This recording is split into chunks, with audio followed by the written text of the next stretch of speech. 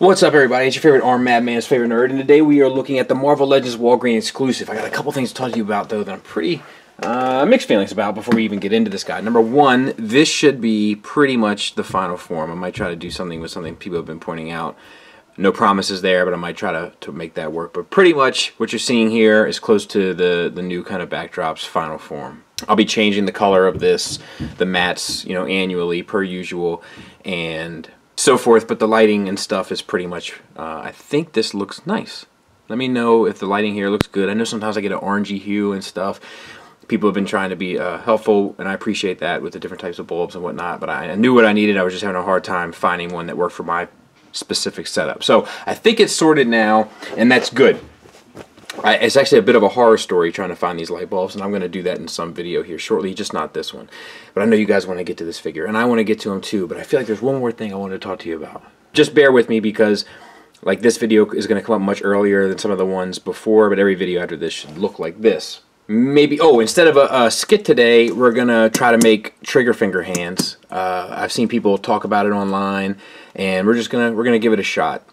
So that should be somewhat helpful. There's no sense in doing a skit for just one Marvel Legend. We should fly through this fairly quickly. So accessory-wise, he comes with a bazooka, and it's not bad. I feel like mine is warped a bit, like woo, but I think overall it's fine. You got black paint on here. This is a separate soft plastic piece. You got yellow paint on there.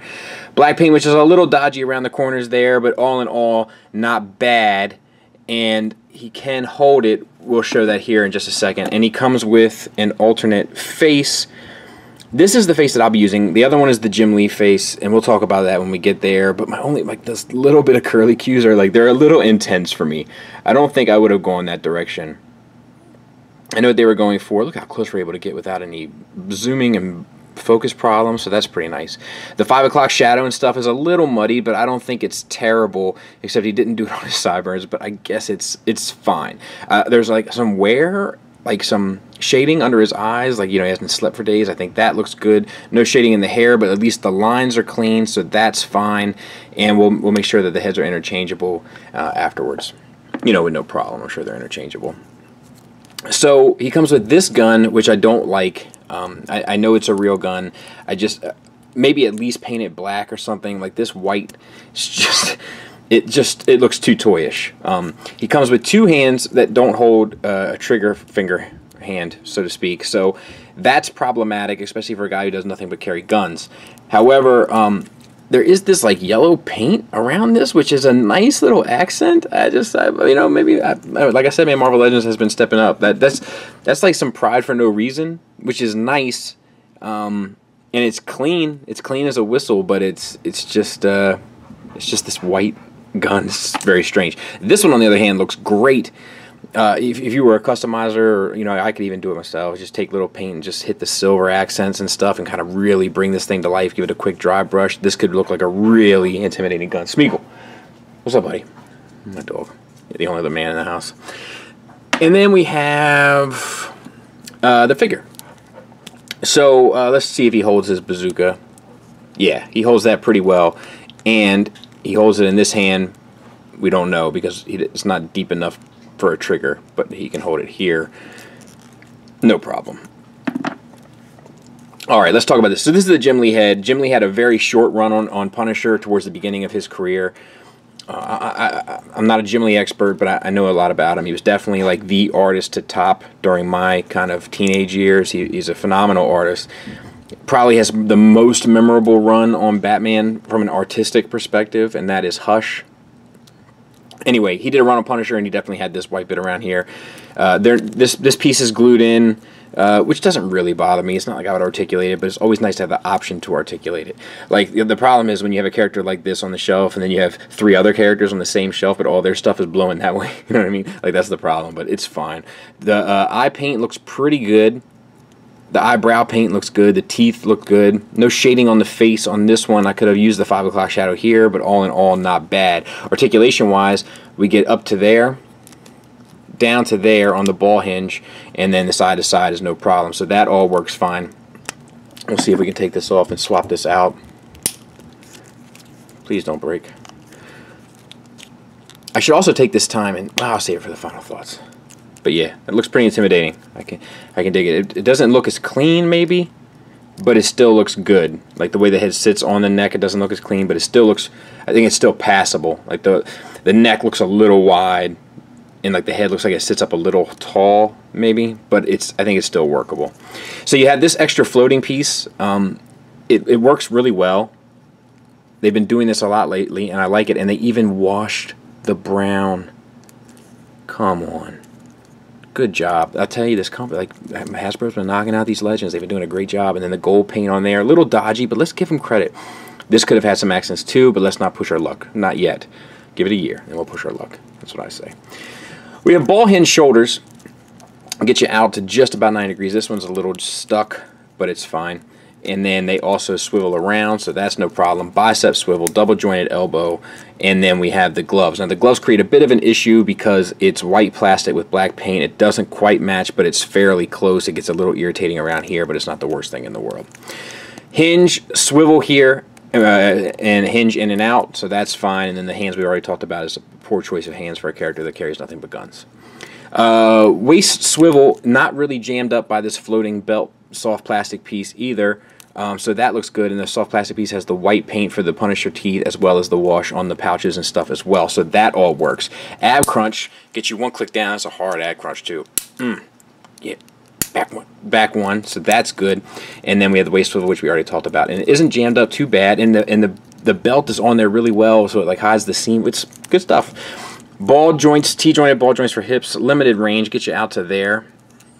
Thigh swivel, both sides, that's fine. Double jointed knee, getting you the full Monty. Come down to a foot, we have the ankle tilt up, tilt down, and rocker built in, so that all works. And then it's a white plastic at the shin swivel, which we've decided is okay for Marvel Legends now, I think. So that's this guy in a nutshell. Oh, the Punisher paint app on the chest. Pretty clean. The eyes look clean. A little dodgy. Let me see if I can. Around that edge of the eye, can you see that? Little dodgy. Let's see if I can zoom in. My new lighting has helped me zoom in. Oh, now we're having some. There it is. Wow. That worked really fast. Right there. You see it? Around the corner of that eye.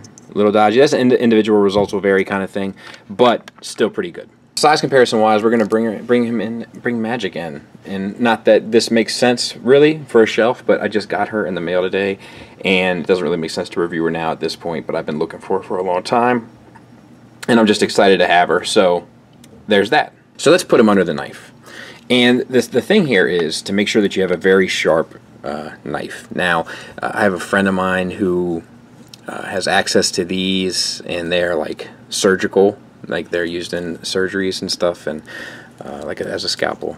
And so we're going to try this because it's extremely sharp, but that will just make the whole process easier. Now this thumb is a little, this forefinger is a little, if you can see that, it's a little jammed up, so we're going to be extra careful there. And we're just going to cut.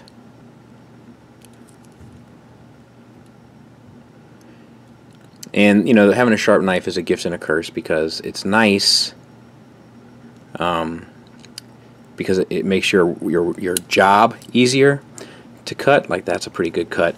But, you know, one slip up and Band-Aid Central, you know what I mean? And then we're going to cut along this one.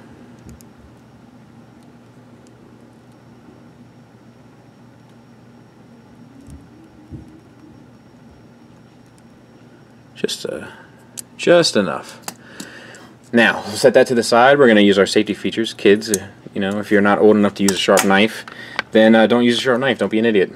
And if you are old enough, still don't be an idiot. And I thought this was worth showing too. So because of the mold of the hand, the trigger finger is going to have a hard time getting into the place you need it to be initially. So what I do is I grab the trigger finger with the trigger guard and then bring the gun around and tuck it into the hand, and that's what I found like works the easiest. And then he holds it a lot more naturally, so that's good.